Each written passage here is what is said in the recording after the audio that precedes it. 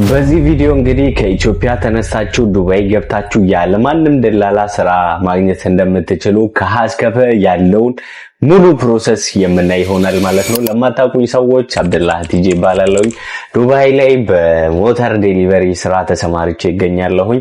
በዚህም ቲክቶክ ላይ፣ ፌስቡክ ላይ ምናምን አንዳንድ መረጃዎችን ስለ ዱባይ ሞተረኞች፣ ስለ ዱባይ ስራ፣ ስለ ዱባይ ላይ መረጃዎችን እያጋራሁኝ ነበርና ብዙዎቻችሁ በጠየቃችሁት መሰረት እንዴት ነው ከኢትዮጵያ ተነስተን ዱባይ ያለ ደላላ ገብተን ስራ አግኝተን ምን ሰራው ብላችሁ በጠየቃችሁት መሰረት ይሄንን ቪዲዮ እስከ መጨረሻው ተከታተሉ። ቻናሉ አዲስ ስለሆነ እንግዲህ ሰብስክራይብ ማድረጋችሁን አትርሱ።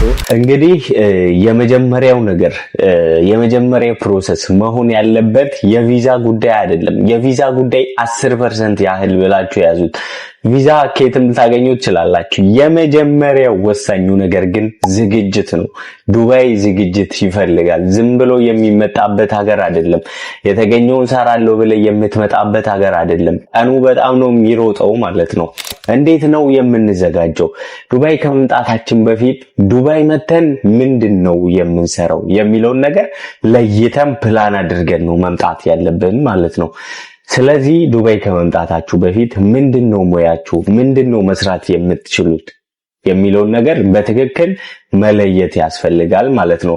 አብዛኞቹ እንግዲህ ዱባይ ልግባ እንጂ የተገኘውን ሰራለው ምናምን ብለው መተው እዚህ የተገኘው ስራ ላይ ሲገቡ ግን ስራው በጣም አዛ ነው፣ ደሞዛቸው ግን ትንሽ ይሆናል ማለት ነው። በዚህም የተነሳ ሁሌ ምሬት አለ፣ ሁሌ ለቅሶ አለ ምናምን ነገር። ስለዚህ ከናንተ የመጀመሪያው ፕሮሰስ መሆን ያለበት ዱባይ ገብታችሁ ምንድነው የምትሰሩት የሚለው ነገር ላይ ነው ትኩረት ማድረግ ያለባችሁ ማለት ነው።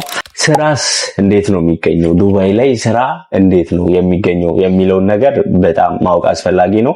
ዱባይ ላይ እንግዲህ በሁለት አይነት መንገድ ነው ስራ ልታገኙ የምትችሉት። ሊንክ በኦንላይን ፕላትፎርም እና በወርክ ኢንተርቪው በአካል ሄዳችሁ በማናገር የሚገኝ ይሆናል ማለት ነው። ስለዚህ ዱባይ ላይ በኦንላይን ፕላትፎርም ከሆነ ሊንክዲን አለ፣ ደብዝል አለ፣ እንዲሁም ደግሞ ኢንድድ አለ። ከናንተ የሚጠበቀው ሲቪ ማዘጋጀት፣ ሲቪያችሁን በዩኤኢ ስታንዳርድ እናንተን የሚገልጽ ሲቪ፣ ስለሰራችሁት ነገር፣ ስላላችሁ ስኪል በትክክል የሚገልጽ ሲቪ አዘጋጅታችሁ ነው መምጣት ያለባችሁ። እዚህ ከመጣችሁ በኋላ ቀኑ በጣም ነው የሚሮጠው። ስለዚህ ያንን ሲቪ በትክክል እዚያው ሆናችሁ አዘጋጅታችሁ በትክክል በፕላን መምጣት አለባችሁ። እንግዲህ ዱባይ ላይ ሌላኛው ስራ ለማግኘት በጣም ቀላሉ መንገድ ኤአይን መጠቀም ነው። እንደምታውቁት ኤአይዎች በጣም ብዙ ስራዎችን እየሰሩ ይገኛሉና እናንተም ቻት ጂፒቲ ላይ ሄዳችሁ እኔ እንደዚህ አይነት ሙያ አለኝ፣ ዱባይ ውስጥ መጥቼ መስራት እፈልጋለሁኝ እና በዚህ ሙያዬ የትኛው ካምፓኒ ላይ መቀጠር እችላለሁ፣ እስኪ 10 ወይ 20 ካምፓኒ ጠቁመኝ ብላችሁ ከዚያ ላይ በጣም በቀላሉ መረጃ ማግኘት ትችላላችሁ። እንደዚህ ብላችሁ በመጠይቁበት ሰዓት ቻትጂፒቲ የጠየቃችሁትን 10 ይሁን 20 ካምፓኒ ይዘረዝርላችኋል። ከናንተ ሙያ ጋር የሚሄድ ካምፓኒ 10ም ይሁን 20 ይደረድርላችኋል ማለት ነው። ከዚያ እናንተ ደግሞ ያንን ስም እየወሰዳችሁ ጎግል ላይ እየሄዳችሁ ሰርች አድርጋችሁ ያንን ካምፓኒ ማናገር ትችላላችሁ። እንዲሁም ሎኬሽኑን አግኝታችሁ በአካል ሄዳችሁ ሲቪያችሁን ማስገባት ትችላላችሁ። ይሄኛው ደግሞ በጣም ቀላሉ መንገድ ይሆናል ማለት ነው። ቀጣዩ የሚሆነው ደግሞ ቪዛ ኬት ነው የምናገኘው እያላችሁ እንደሆነ ቪዛ ማግኘት በጣም ቀላል ነው። ቪዛ ሊያሳስባችሁ አይገባም። ሊያሳስባችሁ የሚገባው እዚህ ገብታችሁ ምን አይነት ስራ መስራት እንዳለባችሁ ማወቅ ነው። እሱን ነው ልታስቡበት የሚገባው። እንግዲህ ቪዛ ቪዚት ቪዛ አለ፣ ኢምፕሎይመንት ቪዛ አለ።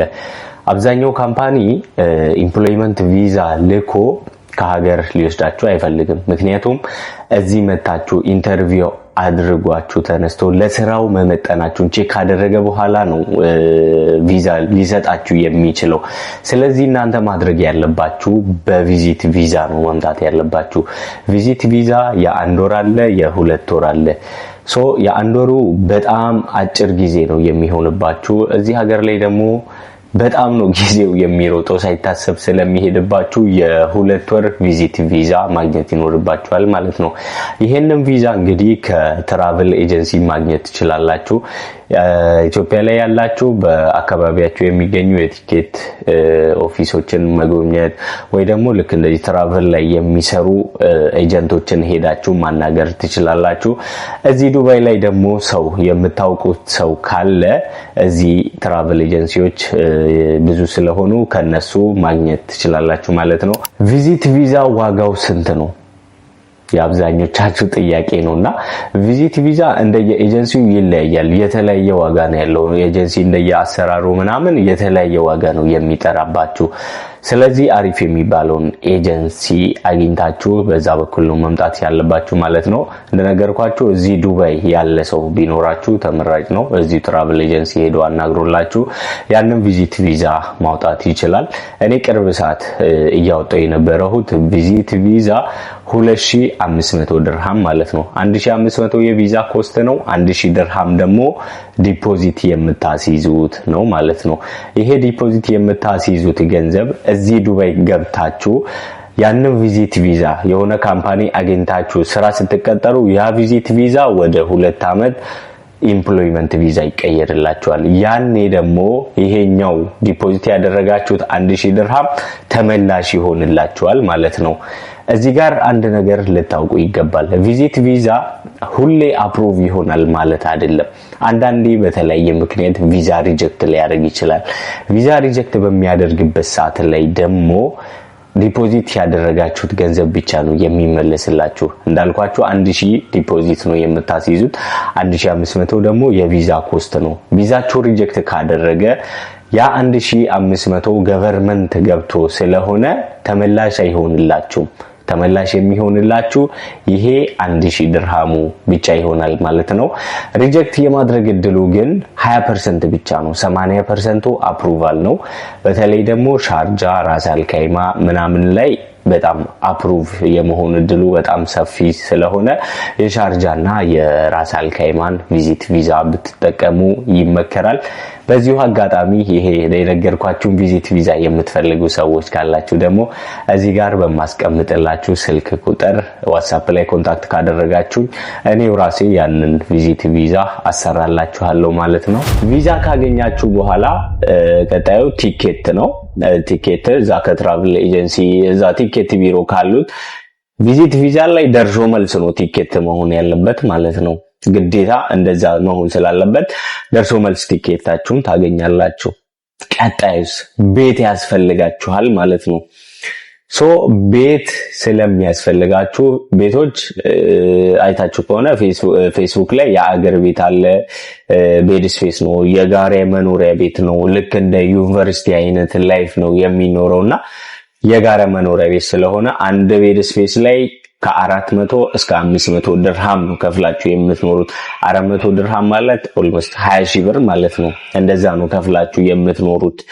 እና ቤድ ስፔስ እንዴት ነው የምታገኙት? ይሄንን የመኖሪያ ቤት ፌስቡክ ላይ ማፈላለግ ትችላላችሁ። ቲክቶክ ላይም ደግሞ ቼክ ማድረግ ትችላላችሁ። ኢንፎርሜሽኖች ስላሉ ቤድ ስፔስ የሚያከራዩ ልጆች ስላሉ እዚያ ላይ በቀላሉ ማግኘት ትችላላችሁ ማለት ነው። ቪዛችንን አገኘን፣ ቤድ ስፔሳችንን አመቻቸን፣ እዚህ መጣን። እዚህ ከመጣን በኋላ እንግዲህ ቅድም የነገርኳችሁ ነገር እዚህ ጋር በጣም አስፈላጊ ይሆናል ማለት ነው።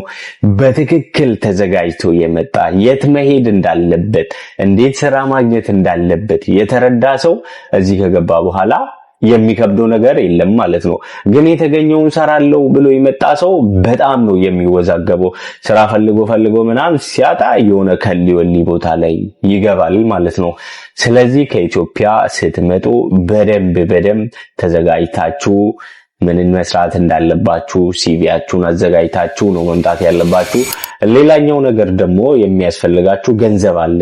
ቢያንስ ስራ ማፈላለግ 1 ወር ከምናምን በጣም በትንሹ እስከ 1 ወር ድረስ ውስጥ ነው ስራ ልታገኙ የምትችሉት። ስለዚህ ማክሲመም እስከ 2 ወር ብላችሁ ያዙት። እስከዚያ ድረስ የአልጋ ትከፍላላችሁ። ከዚያ በኋላ ደግሞ የምግብ ትጠቀማላችሁ።